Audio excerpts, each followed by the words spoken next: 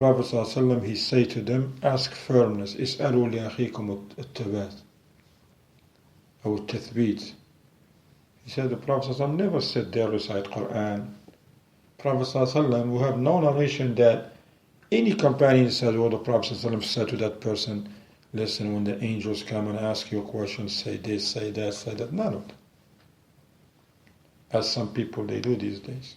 He's dead and they say, remember to say La ilaha illallah, remember to say Rabbi Allah, and Deen Islam, kada. The fourth of these innovations is Qira'at al-Fatiha wa Yasin. This is a famous one.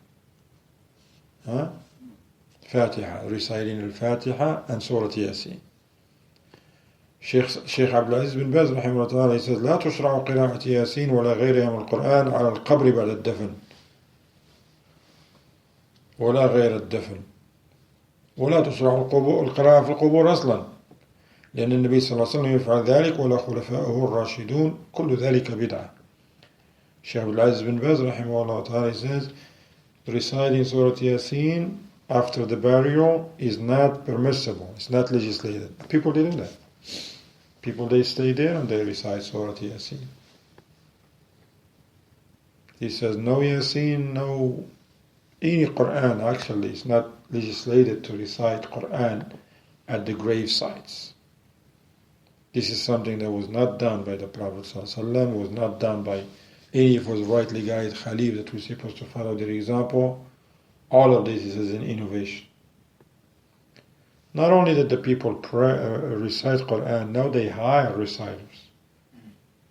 Yeah, no, in some areas and some Muslim countries, that's what they do. Not even in Muslim countries. Huh? Even in India. Yeah, see?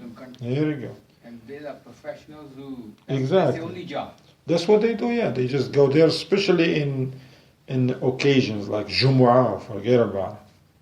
Or Mawlid, in the Bid'ah, that's when the Bid'ah is famous. In Ramadan, and all of these things. On the Eids, that's when they have like the high season. And they fight over those people who they recite. Many of them don't even know nothing.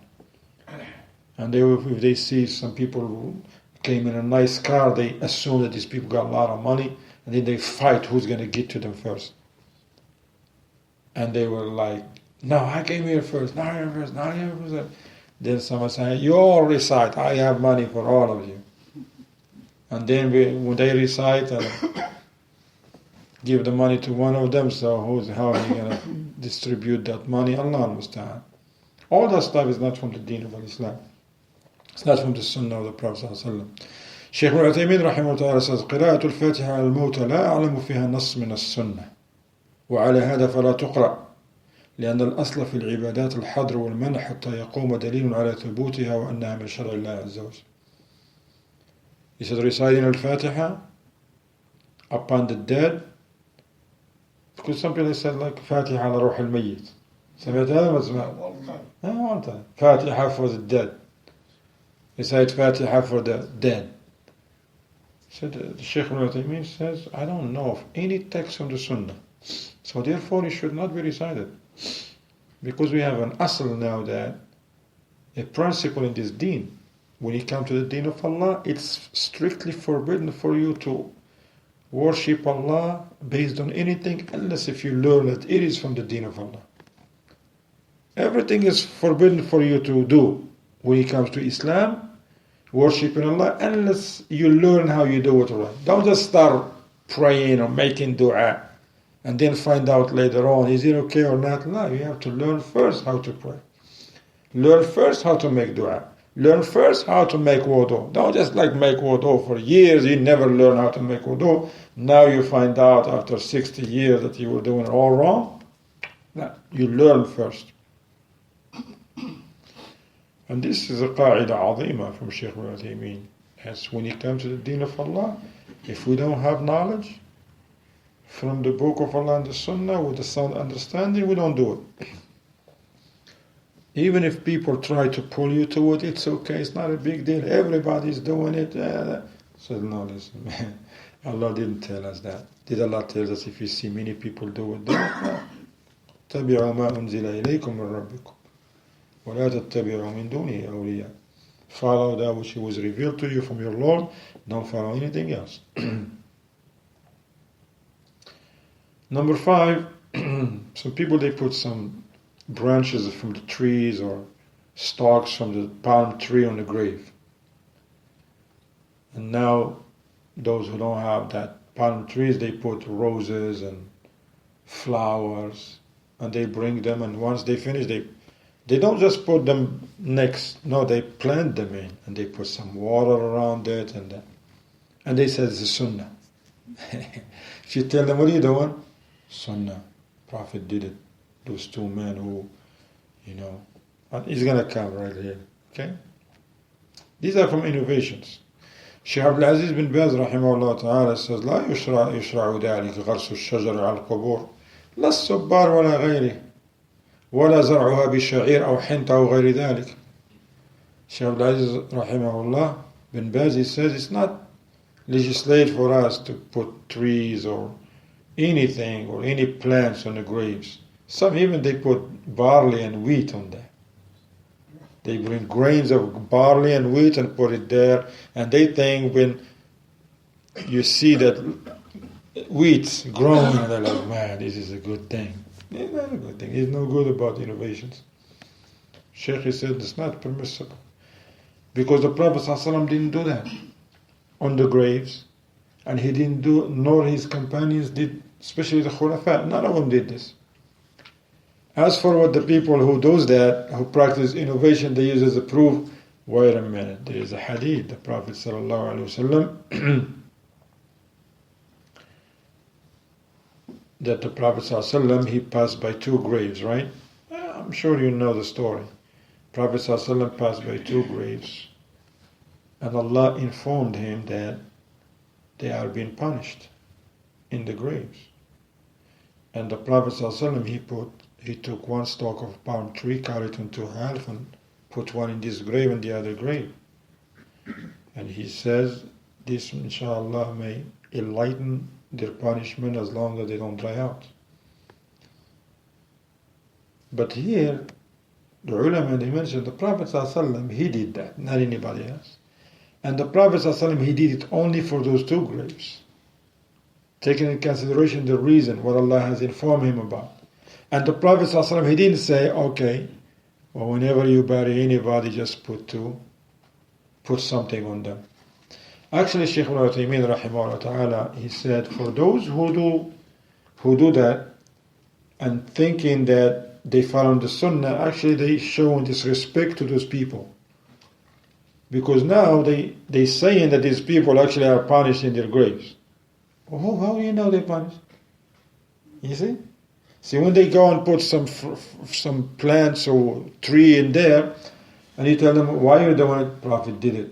To who? Those two graves, they were punished. Well, how do you know that these are punished? Do you know these are punished? No, this is from the unseen. Allah informed the Prophet ﷺ about that. And he did that. So the ulama, they said this is for the Prophet ﷺ, and that was for those two graves only.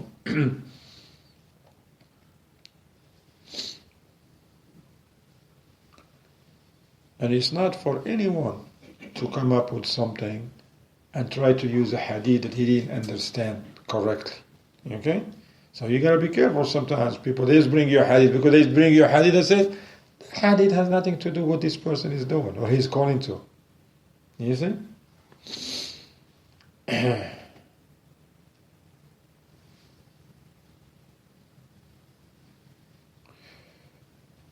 Number 6, الاجتماع في مكان للتعزية.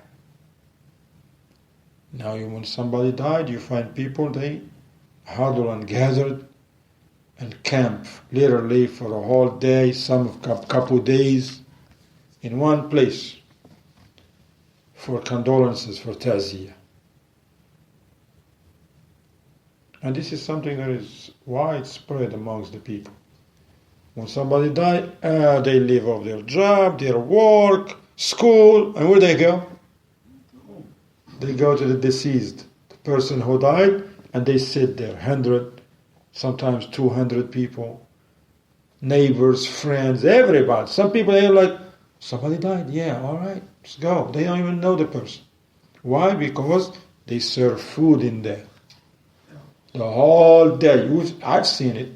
It's still happening in my country where I come from. I like the people. Huh? They do it here. So people bring innovations with them. And they do it. And then the whole day, if a person died by Fajr, breakfast is there, lunch, dinner. And tea and cookies, it's all day. Some of them, they even get fancy now. VIP service. They have catering. Catering, akhi. The ulama from the Sheikh Ibn Uthaymeen, he said that's not permissible. He said, and it began worse if those people are using the money left by that deceased person. But that money is not for those people to feed anybody who comes. That's for the waratha, for the heirs. Now they start spending from the money of the person. That's not their money. It's not even his money anymore, the one who died. SubhanAllah. And then the people, they just come, most of them don't cry or nothing. And it's not going to do no benefit for the person if they cry anyway. They sit there and talk about football, and talk about business, and start backbiting the rulers. And they start talking. It's a hangout. And then they forget that about that, no admonition. They eat good. Yeah, they eat good. They slaughter a big cow and chickens, and they eat good. And they say this cow is for the dead.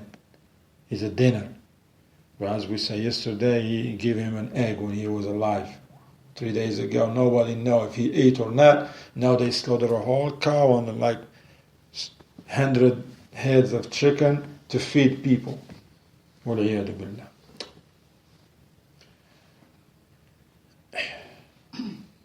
So the Ibn al-Qayyim rahimahullah, he says the guidance of the Prophet sallallahu alaihi wasallam, when somebody die, he will do the ta'ziyah. He will talk to the people and tell them to be patient, and this is it. Never the Prophet sallallahu alaihi wasallam called the companion and said, let's gather here. Okay, go ahead, Abu Bakr, read some Quran. Ibn Mas'ud, read some Quran. Abadan, nothing. None of that. No, Prophet sallallahu alaihi wasallam never gathered in that. Or call the companion to sit down and stay all day and somebody recite Quran or give in maw'idah and the like. La. Did they go to his house to give condolences? No, no, the ulama, they says, when you see the person, Okay, so you don't if it's close to you, you go and see them. But if it's not, you see him in a masjid, give him condolences in the salat. Okay. Because people should not some people don't even come to the masjid. They're like, no. Because, why? Because he said, somebody going to be here when the people get here. And he don't come to the masjid. Yes. He don't even pray. And this is a big mistake. Look what innovations do now. Usually they do it, when somebody dies, the first 1 day or 2 days or 3 days, people go to visit his house for condolences. Maybe they stay 10, 15 minutes and leave. Yeah. They do that. This is the permissible, because that's what's happening these days. No, they don't. So let's go azihum. No. Go there for truth, and come back. No, you see, when you see the person, you know that person is going to come to the masjid, and you see him in the masjid and say, I heard your mom died. Rahimahullah, learn the proper dua and give it. That's it. So you don't go to their homes? No. Why go to because those people who go to their home, they make it a burden on them. People should not gather in their home and now they have to feed them. But as we're going to learn, the sunnah is that the neighbors, they're the one that cook some food. And don't sit there to eat. They just drop it at the family of the deceased and they go home. The only people that will eat from that is the people that come from far. The families. The family came from far because they heard that the person was very sick and they came and they stay and he died. Of course, those people, they stay. They're not included in this. But the neighbors, the people live in the same city, they don't go and hang out all day, all night. Yeah. So Ibn al-Qayyim says it was not from the guidance of the Prophet ﷺ that they gather at the spot of the deceased or read Quran. None of that. All of this is innovations. Innovations.